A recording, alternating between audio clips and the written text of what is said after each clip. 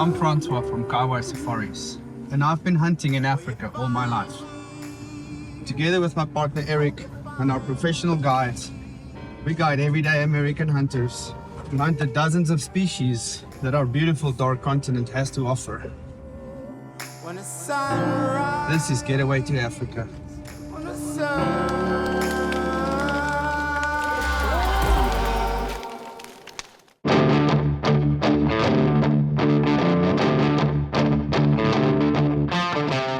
I'm Andy Jones, and this is Francois Els from Getaway Safaris, and we're in Botswana. And this is my 5th safari, and I'm 60.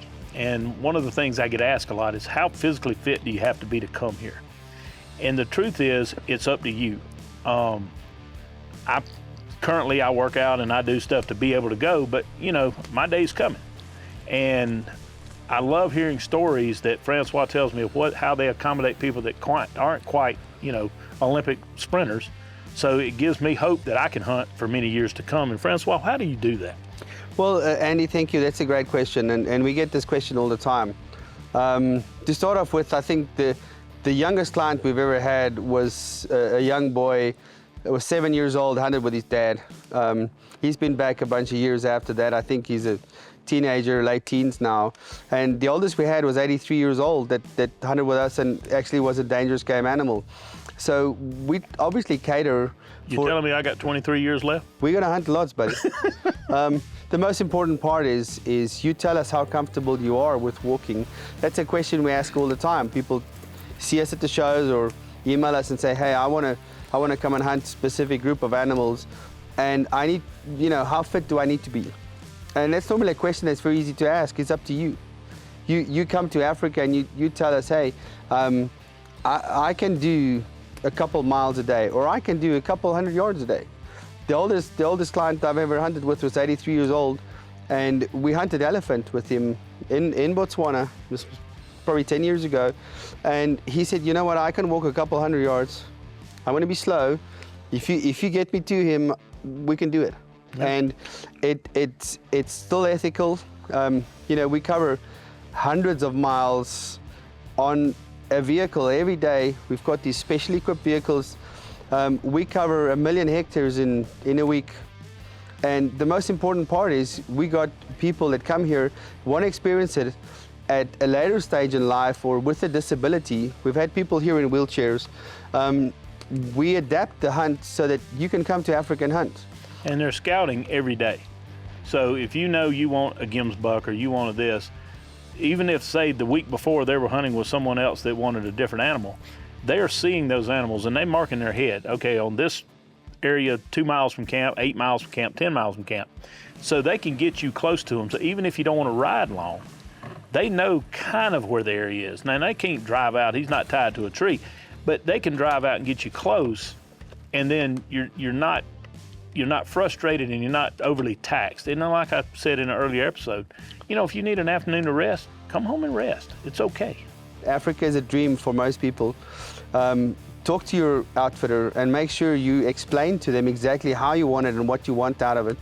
And it's an ongoing relationship. I've got clients that have been hunted with me for 20-something years, that we're still talking to pretty much every month, every week. We see them at all the shows. It's a lifelong experience coming to Africa. Make sure that you communicate clearly with your outfitter what you want out of your African safari.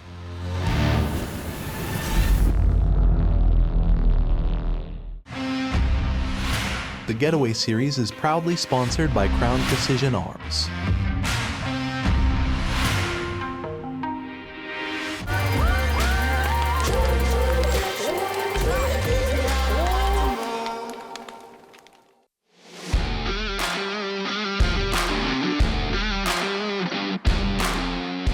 All right, Jay, we had a fantastic week so far in South Africa.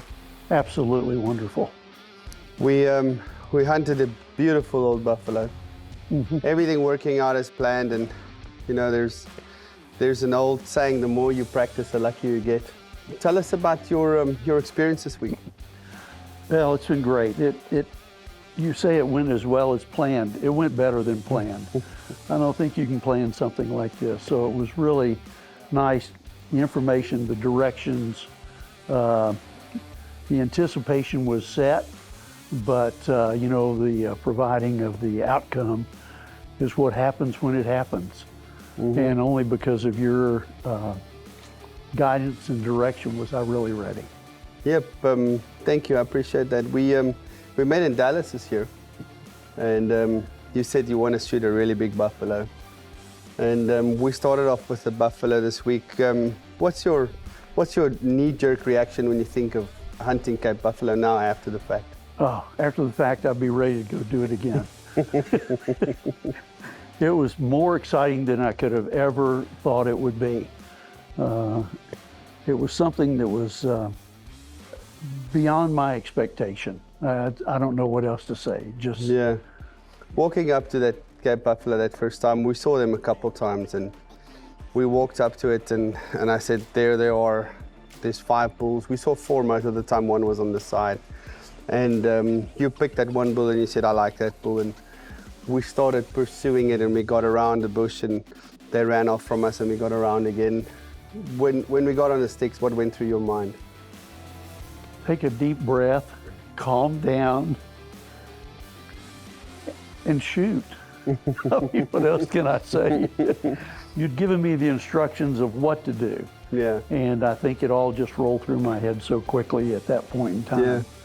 Yeah. And setting up on the sticks and then just saying, oh my gosh, he is right there in the crosshairs. Mm-hmm. Well, I think the thing I would say is that when that happens, at that point in time on a buffalo, only because of practice at home, which you told me to do and do and do and do. And I thought to myself one time at home, it doesn't matter if you're using, you know, a pellet gun mm-hmm. or you're using a big gun. Just practice that second shot quickly and coming off, taking that breath in between. And that's what helped me, I think, take that second shot. When I took that third shot, as with any gun, regardless of size, and the 375 is a big gun. That gun jumps, and so when I come back down and I'm looking through the scope, I'm thinking, where did he go? I can't see him. I'm moving around. And that's when you said, he's down. Yeah. And I really couldn't believe it. This has really happened. Yeah. We got the buffalo, it's down. We flank around it. We come up towards its face. It's lying down there. What's that feeling that you get seeing this giant Cape buffalo on the ground in front of you? That I can't believe I had this opportunity to do this. I thought about it for a long time, and I thought about it even more this afternoon again. Actually, why don't more people in the U.S. come over here for this experience? It is so different. It is just nothing that you experience in the United States, you know.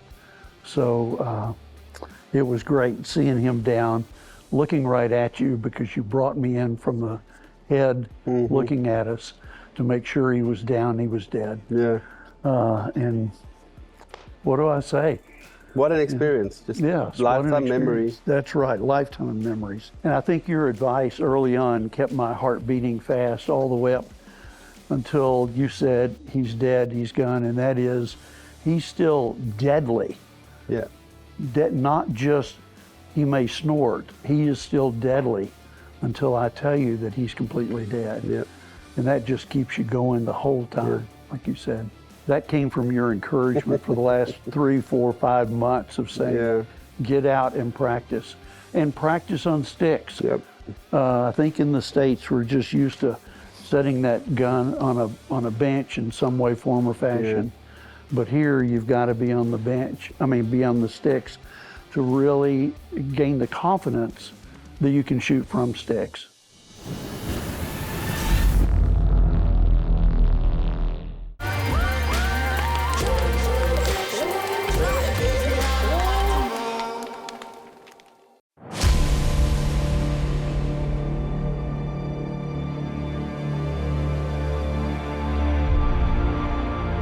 Nice and chilly this morning. Beautiful sunny winter's day. It's probably about 35, 37 degrees and the sun's baking us. It's nice and chilly. We're off to look for eland again. We've spent a couple days now. One of our guys just said they spotted an eland bull. We sent 2 trucks out this morning, so we're going to rush out there and see if we can find it. We're looking for a big old eland bull. There's bunches of eland around. We just haven't found the right bull yet, but well, hopefully we get lucky this morning. You guys ready? Oh, Ready. excited.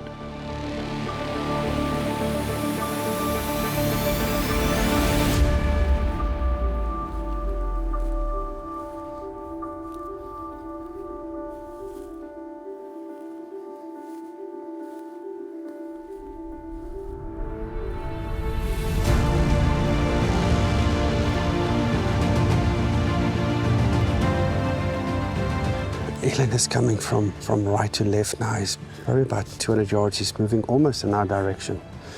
So we're going to just go behind this brush here, just around where there's trees in front of us. He's going to come out on our right-hand side. He's walking up slowly. He hasn't seen us. He's walking. Everything is in our favor at the moment. You ready? Okay. Just go very slow.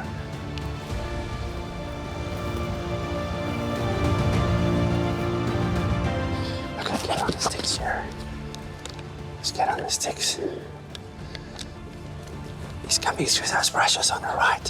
He's going to come into the gap there. Just a little bit more to your left. If you get a shot, take it. If you have. Can I shoot through the grass? Can I shoot through the grass? Yes, through grass. Good, good shot. Good shot. That's a perfect shot. I see the blood coming out. And again. Again. Right. In the chest. And he's down. He's going down. He's down. My knees were shaking if I couldn't get them straight. Yeah, you did very well. Just perfect. Let's walk up and see if we can find him. He's right there. Should be right in front of us. Oh, Look, I can see. over there. Look. Yes, I see, but oh, look at him. He's about 3 feet off the ground. Oh, God, he's huge. Have a look at this. Oh, look at this. Just look at the size of this. God. The neck. Look at this. This is so cool. That fringe is so beautiful on a big old eland bull. Look at how thick these horns are. The spiral. Look at that curl that starts right Yeah, there. Yeah, it's spiral. It's part of the spiral horn family. Yes, I mean, I didn't know it was so pronounced, I guess. Yeah. As it comes off, it's like a separate Yeah, horn ribbon. yeah. So Jay, here it is. Another very exciting hunt. Walk us through what happened this morning. Well, it was really something. We drove, just trying to get a spot. We knew kind of generally where the direction was, and then all of a sudden, we saw him. And everybody just stopped and froze. And we got out at the right spot, and we just started walking. And I don't think I've walked that fast in a long time. You were really making me truck. Yeah. And then you spotted him, and it was just, okay, game on. Slow down, take a breath. I leaned on your shoulder just to get my wind. And it was really great from then on. Yeah, well, we had such a great opportunity. We saw him crossing, and we had the wind coming slightly in our faces and the sun in our back, which is always a good thing. And I said, get on the sticks, and you were on the sticks. Very calm, and you went from all excited to dead on focus. And perfect shot. As soon as you hit him, I saw him ran, and within 5 yards, I saw the blood squirting out there. Oh, man. Just perfect. Yeah, it was really something. And then tell us what happened on that second shot. Well, you've explained it to me 8 times, and I have a hard time. I mean, I was up, I was on the sticks, I was ready. He stepped out in the open, and I knew it was time to shoot. So I got my crosshairs right on him, and I pulled the trigger. And the next thing you told me was he fell just as I was pulling the trigger. Yes. And you could see the bullet going right over his back. Just a magnificent trophy and a great hunt altogether. Thank you guys so much. It was Very wonderful. well. It was wonderful. So nice hunting with you and Lauren. Thank you so much. We've thoroughly enjoyed every bit of it, you know. And I just can't believe how big he is. This is so different than Texas hunting for whitetail. It's just incredible. I'm glad you guys had a good time. Thank you very much.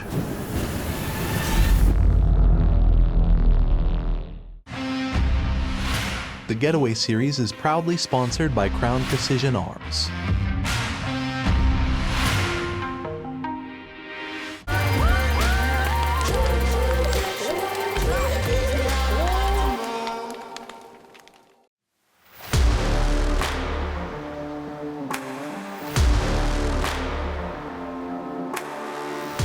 So yes, Jay, you mentioned from the start you're looking for a big eland, and we had a kind of a tough week this week trying to find it. Wow, we did.